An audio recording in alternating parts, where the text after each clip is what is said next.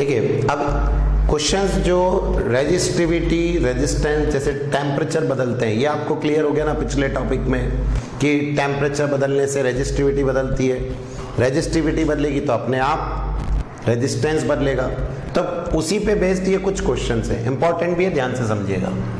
क्या गिवन है? The resistance of the platinum wire, ठीक है, resistance of a platinum wire of a platinum resistance thermometer at the ice point is. देखिए indirectly उन्होंने बोला ice point, मतलब मैं कह दूं 0 डिग्री सेल्सियस पे रेजिस्टेंस, मैं इसको R0 से लिखूंगा विच इज 5 ओम, ये क्वेश्चन में।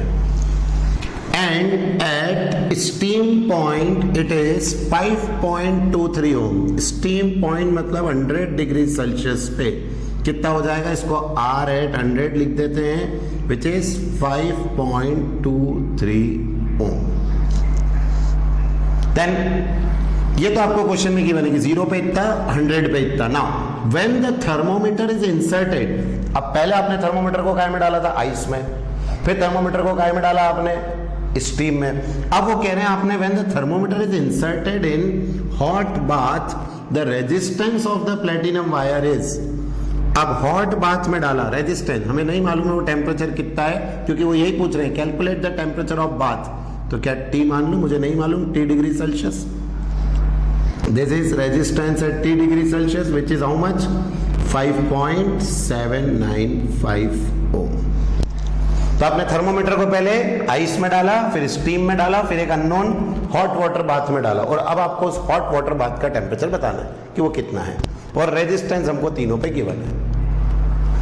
समझे? अब क्वेश्चन को करने के लिए आपको एक इक्वेशन आना पड़ेगी, वो है R is equals to R0 1 plus alpha delta T. ये इक्वेशन है, जैसे उसमें थी ना रेजिस्टिविटी में, वैसे ये इक्वेशन आपकी रहेगी। क्या चीज? R is equals to R0 1 plus alpha delta T. ये मालूम है ना रेजिस्टिविटी और अभी रेजिस्टेंस कैसे वेरी करता है, और मेटल के लिए अल्फा इज पॉजिटिव। नाउ अब मैं इसमें पहली इक्वेशन इन दोनों से बनाऊंगा, 0 से और 100 से। बताओ क्या इक्वेशन बनेगी? R at 100 is equals to R at 0 1 plus alpha, बोलो डेल्टा टी की जगह 100, टेम्परेचर का डिफरेंस 100। ये आ जाएगा हमारे पास आंसर। अब इसमें अगर हमको सॉल्व करना हो, क्या हम अल्फा की वैल्यू निकाल सकते हैं? हमारे पास सब है, तो मैं इसमें से अल्फा को फ्री करता हूं, वैल्यू नहीं निकाल रहा हूं। देखो R100 is equals to R0 का इसमें मल्टीप्लाई R0 प्लस इसमें मल्टीप्लाई R0 अल्फा इंटू 100, इसको इधर ले लिया। R100 minus R0 is equals to R0 alpha 100, ठीक है। और अब बताइए इसमें से अल्फा की वैल्यू कितनी हो जाएगी? तो आप कहेंगे sir alpha is equals to यहां से R100 minus R0 by R0 into 100, that is the value of alpha. ये अल्फा की वैल्यू हमने इन दो से निकाल ली, तो समझ में आ जाएगा अच्छा सर इन दोनों से। अब हम इन दोनों का पेयर बना लेंगे, किसका? ऊपर से ये वाला RT और एट R0। अल्फा की वैल्यू चेंज नहीं होती, ध्यान रखना कि टेम्परेचर बदल गया तो अल्फा बदल गया, अल्फा इज कांस्टेंट, और यहां ये वैल्यू आ जाएगी, हमारे पास सारी वैल्यू है 100 0 ये सब है। तो अब मैंने इक्वेशन बनाई R at T is equals to R0 1 plus alpha delta T. अब बताइए RT, अभी इसको भी बाद में वैल्यू पुट कर लेंगे। RT इज इक्वल्स टू अंदर मल्टीप्लाई कर देते हैं R0 plus R0 into alpha, और डेल्टा टी आपको निकालना है, जो कि 0 से जितना भी आएगा वो टेम्परेचर ऑफ द बाथ हो जाएगा। बताओ डेल्टा टी कितना आएगा? T माइनस 0, तो T आ गई ना वैल्यू, T माइनस 0, T तो बचेगा। जैसे यहां पर डेल्टा टी कितना रखा था आपने? 100 माइनस 0 तो 100।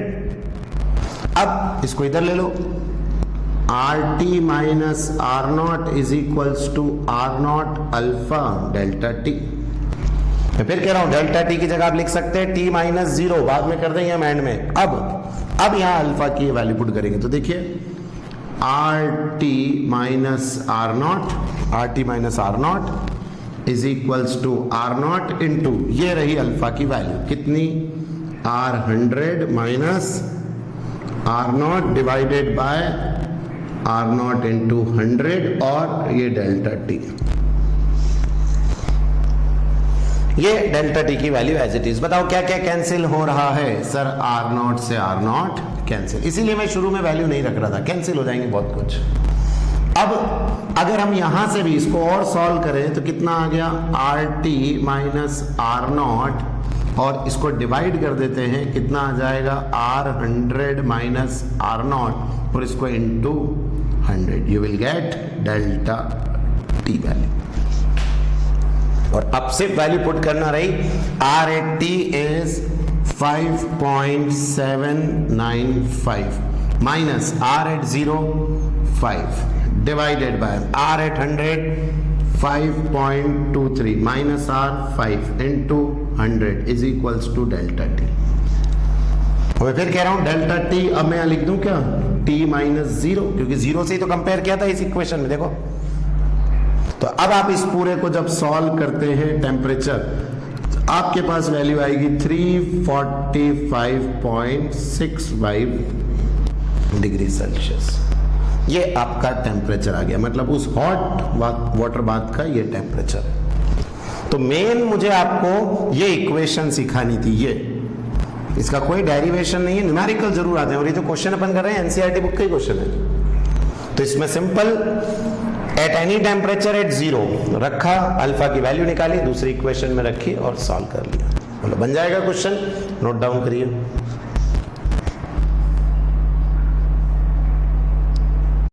देखिए अब नेक्स्ट क्वेश्चन में क्या गिवन है, एट व्हाट टेम्परेचर, किस टेम्परेचर पे would the resistance of a copper conductor be double its resistance at 0 degree Celsius. Question ये है किस टेम्परेचर पे, फर्स्ट पार्ट में किस टेम्परेचर पे जो रेजिस्टेंस कॉपर का 0 पे है, जो भी है मैंने 0 पे मान लिया, लेट इट बी आर, तो किस टेम्परेचर पे वो 2R हो जाएगा।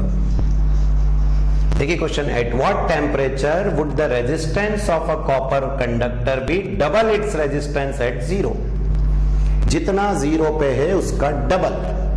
तो मैंने 0 पे कितना मान लिया, R, तो कितने टेम्परेचर पे 2R, ये पूछ रहे। और अल्फा की वैल्यू क्वेश्चन में गिवन है, अल्फा इज 3.9 इंटू 10 की पावर -3, ये क्वेश्चन में गिवन है। बताइए इतना गिवन देख के वैसे ही आपको इक्वेशन याद आ जाएगी, R T is equals to R nought 1 plus alpha delta T. फिर आर एट टी कितना हो रहा है, 2R, आर एट नॉट कितना है, R 1 प्लस अल्फा की ये रही वैल्यू कितनी, 3.9 इंटू 10 की पावर -3 इंटू डेल्टा टी, फिर से वही, ये 0 पे है, तो बताओ 0 पे है तो डेल्टा टी की जगह t -0 लिख सकते हैं क्या, और ये पूरा ब्रैकेट ये बना दिया। रेजिस्टेंस एट टी कितना हो चुका है, डबल ऑफ 0, और 0 है तो बताओ टेम्परेचर डिफरेंस क्या बनेगा, t -0 होगा ना, ये रहा t -0 और ये वैल्यूज। अब अगर हम इसको सॉल्व करें तो बताइए इस r से ये r तो वैसे ही कैंसिल हो गया। अब क्या बच गया आपके पास, 2 इज इक्वल्स टू, ये इसको भी इधर ले लो 1, तो हमारे पास 2 is equals to 1 plus 3.9 into 10 की पावर -3 इंटू टी, ये 1 इधर आया तो सिर्फ बच गया 1 इज इक्वल्स टू 3.9 इंटू 10 की पावर -3 इंटू टी, और इसको डिवाइड कर देंगे तो बताओ टी की वैल्यू कितनी आ गई, 1/3.9 इंटू 10 की पावर -3। और जब आप इस टी को सॉल्व करेंगे you will gate 256 degree Celsius. तो मैं आपसे यही कहूंगा, आपको लग रहा होगा ये इजी है, बट दिमाग लगाना है, क्वेश्चन में गिवन जितना अच्छे से लिख लोगे ये क्वेश्चन बनने लग जाएंगे। ये सबसे इजी और सबसे टफ दोनों ही कैटेगरी है ये, तो बोलो बन रहा है ये। अब सेकंड क्या पूछा गया इसमें, does this temperature hold for all copper conductor regardless of shape and size. अब देखिए हमने ये जो क्वेश्चन किया कॉपर के लिए, वो ये पूछ रहे कि सपोज शुरू में आपके पास ऐसा कॉपर था, ठीक है, इसका 0 डिग्री पे रेजिस्टेंस R था, आपने टेम्परेचर कितना बनाया 256, इसका 2R हो गया। तो क्या अगर बड़ा कॉपर का कंडक्टर हुआ, देखो बड़ा कर दिया इससे, तो क्या इसको बड़ा करने पर भी वही रेजिस्टेंस होगा वही टेम्परेचर पे? तो हमारा जवाब है yes, resistance will become double. अब यहां जो भी था let it be R dash, तो ये 2R डैश हो जाएगा eight 256 degree Celsius.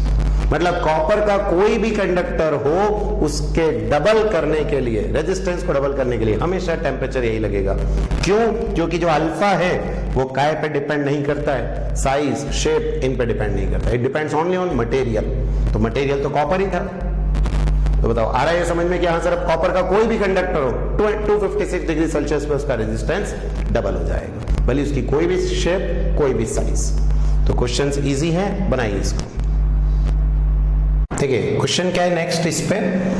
The resistance of a tungsten filament at 150 degree Celsius, resistance at 150 degree Celsius is 133 ohm, and what will be its resistance at 500 degree Celsius, और resistance at 500 आपसे पूछा जा रहा है, और question में अल्फा की value given है 0.0045 डिग्री सेल्सियस इनवर्स, ये आपको क्वेश्चन में गिवन है ना, बराबर। ये पहले अब करना क्या है, हम एक इक्वेशन बनाएंगे। पहले आपको मालूम है RT is equals to R0 1 plus alpha delta T। बताओ ये इक्वेशन आती है। अब मैं पहले 150 के लिए बना लेता हूं। बताओ 150 के लिए क्या बनेगी? R at 150 equal to R0 1 plus alpha, alpha की ये रही value 0.0045 into what is the temperature difference? बताओ 150 विथ 0, तो टेम्परेचर डिफरेंस इज 150, इक्वेशन 1। समझ में आएगा? आपको पहले टेम्परेचर कितना गिवन था 150, और 0 से कंपेयर करें तो डिफरेंस 150 माइनस 0 150 आएगा ना। एंड दूसरा रेजिस्टेंस एट 500 कितना हो जाएगा? R एट 0 1 प्लस 0.0045 इंटू कितना कर दूं 500, इक्वेशन 2। तो आपने किया कुछ नहीं, 150 विथ 0 500 विथ 0, और डिफरेंस इन दोनों के बीच में होता है 150 माइनस 0 500 माइनस 0, ये टेम्परेचर डिफरेंस आती है। अब हम करेंगे डिवाइड इक्वेशन 1 बाय 2, कर दें 1 और 2 को डिवाइड। बताओ डिवाइड करोगे R0 से R0 कैंसिल हो जाएगा, क्या बचेगा?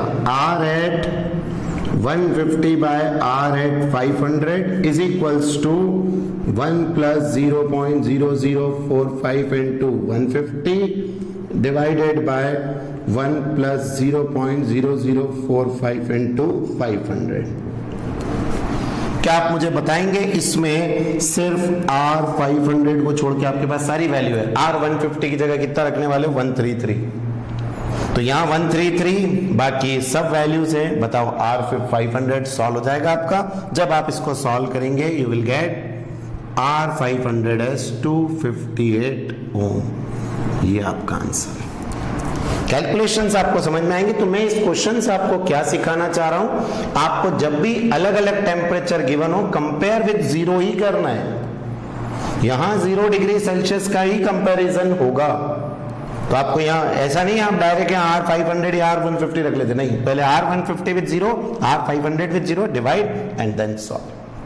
तो बोलो बन रहा है क्वेश्चन आंसर, कैसे करेंगे? नोट डाउन करिए इसको।